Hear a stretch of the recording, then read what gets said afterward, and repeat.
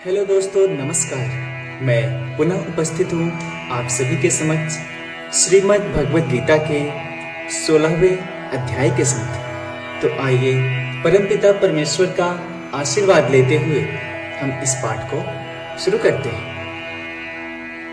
ओम श्री परमात्मने नमः। अथ षष्ठो अध्यायः।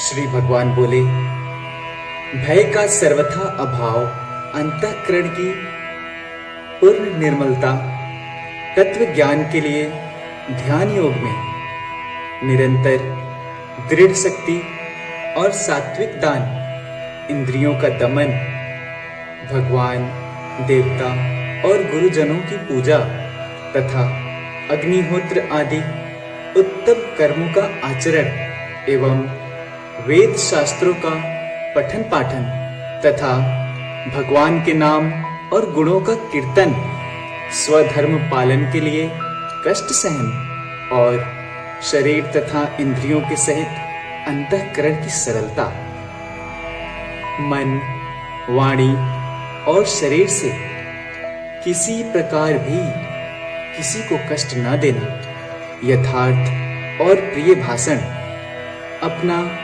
अपकार करने वाले पर भी क्रोध का न होना, कर्मों में कर्तापन के अभिमान का त्याग, अंतःकरण की उपरति अर्थात चित्त की चंचलता का अभाव, किसी की भी निंदा आदि न करना, सब भूत प्राणियों में हेतु रहित दया, इंद्रियों का विषयों के साथ संयोग होने पर भी उनमें आसक्ति का न होना, कोमलता, लोभ और शास्त्र से विरुद्ध आचरण में लज्जा और व्यर्थ चेष्टाओं का अभाव, तेज, क्षमा, धैर्य, बाहर की शुद्धि एवं किसी में भी शत्रु भाव का न होना और अपने में पूज्यता के अभिमान का अभाव, ये सब तो हे अर्जुन दैवी संपदा को लेकर उत्पन्न हुए पुरुष के लक्षण हैं।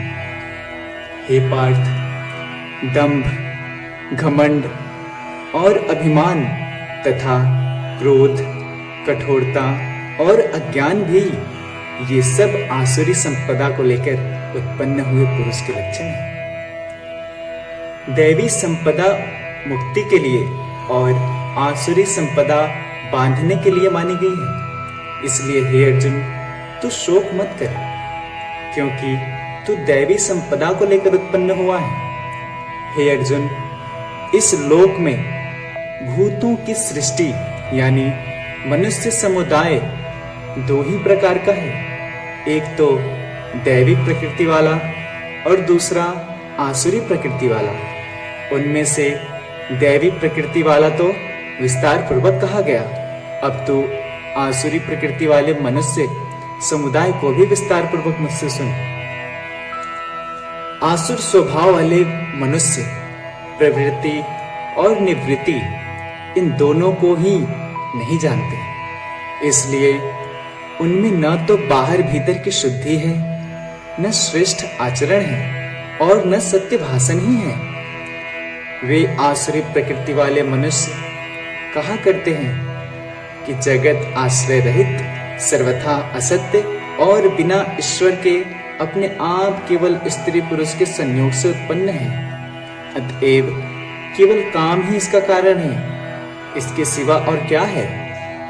इस मिथ्या ज्ञान को अवलंबन करके जिनका स्वभाव नष्ट हो गया है तथा जिनकी बुद्धि मंद है, वे सबका अपकार करने वाले क्रूर कर्मी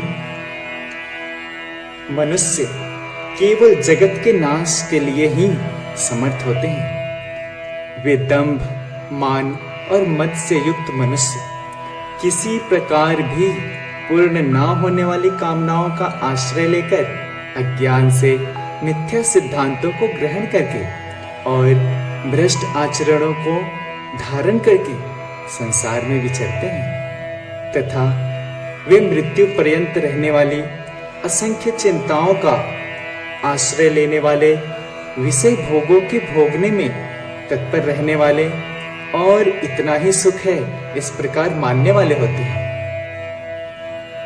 वे आशा की सैकड़ों फांसियों से बंधे हुए मनुष्य काम क्रोध के परायण होकर विषय भोगों के लिए अन्याय पूर्वक धन आदि पदार्थों का संग्रह करने की चेष्टा करते हैं। वे सोचा करते हैं कि मैंने आज यह प्राप्त कर लिया है और अब इस मनोरथ को प्राप्त कर लूंगा। मेरे पास यह इतना धन है और फिर भी यह हो जाएगा। वह शत्रु मेरे द्वारा मारा गया और उन दूसरे शत्रुओं को भी मार डालूंगा। मैं ईश्वर हूँ, ऐश्वर्य को भोगने वाला हूँ। मैं सब सिद्धियों से युक्त हूँ और बलवान तथा सुखी हूँ। मैं बड़ा धनी और बड़े कुटुंब वाला हूँ। मेरे समान दूसरा कौन है? मैं यज्ञ करूंगा, दान करूंगा और अमोद प्रमोद करूंगा।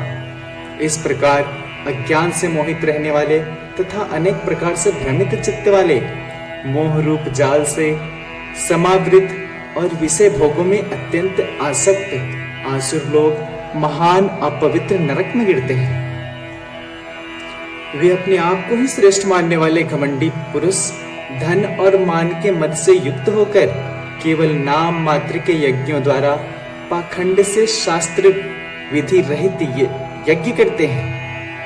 वे अहंकार, बल, घमंड, कामना और क्रोध आदि के परायण और दूसरों की निंदा करने वाले पुरुष अपने और दूसरों के शरीर में स्थित मुझ अंतर्यामी से द्वेष करने वाला होता है।